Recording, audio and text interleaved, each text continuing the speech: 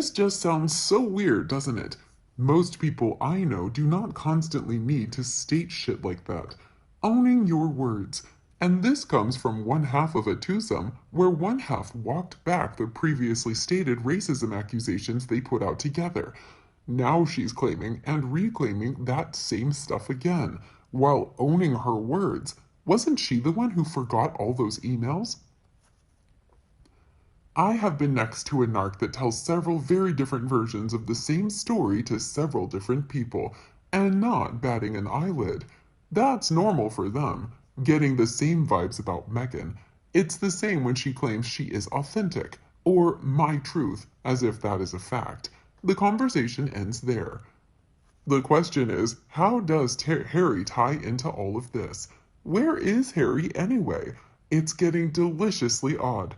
My favorite is Harry, though, who admits, whatever the case, my memory is my memory. It does what it does, gathers and curates as it sees fit, and there's just as much truth in what I remember, and how I remember it, as there is in so-called objective facts. We all have spotty memories at times, and that's without being a hardcore drug addict. But to diminish facts as so-called is staggering in arrogance, particularly when in court of law. Or when you're making a bank on dragging your family through the mud, and the book is not in the fiction section. Can someone explain the Telegraph article letter leaks and rewrites to me like a total newbie? I am so incredibly confused. I spent 2 days off social media and came back last night to all of this going off and have no idea where to start. All I know is it's incredibly messy and incredibly sloppy, even for our saint. Some are saying the king hit back, others are saying it was H. Whatever happened clearly didn't go her way, so then she released yet another bratty teen girl statement about it all full of so unbothered, living my best life while you peasants speculate type vibes. She was clearly totally bothered. What the hell happened while I was sprucing up my flower beds? A poor attempt to overshadow, again, Prince Louis's birthday photo. She is in charge of her own press and PR, and thought, what gave us the biggest headlines and public sympathy? Ah, I know, the race thing. I brought it up with Oprah. Everyone hated the royals for that, even though Harry contradicted me when he came on. I'll raise that again, and everyone will be sympathetic to me and support me again. Sadly, though, she hadn't got any calm heads around her to tell her this was a really, really bad idea, as was shown by the backtracking after she realized her mistake. Supposedly, the letter Meghan wrote to Charles was 2 years after their freedom flight and 2 months after Oprah's interview. The gist of it was, paraphrasing, I really love the British royal family, but when the comment was made of Archie's skin color I felt was your unconscious bias, and while I would never put who said such publicly, I felt it should have been expressed and addressed. I also felt that you handled the bullying incidents completely wrong, and also my suicidal ideation, which I mentioned to H in private. I still feel like you owe me an apology for the skin color comment that you didn't make, and an apology for the bullying incidents that I was guilty of, and for not getting me help after I threatened suicide, after my fake baby bump made out loud noises that were videographed and that you weren't quite made aware of.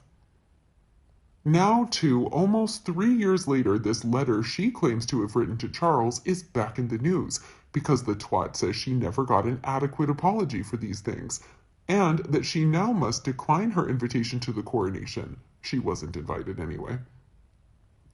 So her sugar fans jump in, not even knowing if the letter is real, and say, paraphrase, that if Harry attends the coronation without his tart, then the marriage is over because he didn't stand by her. All crap, all conjecture. The deleted sentence, it is understood she does still feel the comment was racist, indicates she planted the story. If that statement was meant to indicate that her current opinion of the alleged incident, it could only have come from her camp. The British royal family is not in contact with her. How would they know how she still feels?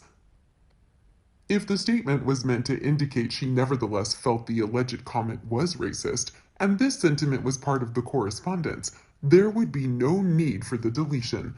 Her attitude was very widely publicized at the time of the Oprah Winfrey Puff piece. One source revealed it all as follows. Journalist Victoria Ward, the royal correspondent at UK broadsheet Daily Telegraph, reported, claiming exclusive on Friday night, that Charles had written to Meghan after the Oprah Winfrey interview, and that Meghan had replied. As far as I know, this is the first public reference to such correspondence. The correspondence was not quoted directly, but the tone given by Victoria Ward was of sorrow on Charles's part, that Meghan would feel she had been treated badly by the royal family. The tone of Meghan's response given by Victoria Ward is conciliatory, in the sense that she didn't think the hurt was deliberate, but her treatment was nonetheless felt to be hurtful and unresolved. There were no direct quotes, nor was there any indication that the reporter had contacted the palace for confirmation. The story was picked up by several other outlets overnight, obviously as a biggie because it contradicts the prevailing narrative that there's been little to no contact, explanation, or apology from either side. Then it was noticed that the copy in the Daily Telegraph report was revised and edited a couple of times. One revision removed the term racist, for example. Another added, why? Something about the king and possible historic slavery reparations. It is not clear why the revisions were made. Did the source, most probably Meghan, request a change of emphasis, having dropped a small bomb before coronation linking the royal family by association with racism, rode back on the accusation in a similar fashion to the claim it was never said, merely unconscious bias. Or it could have been the newspaper's own lawyers.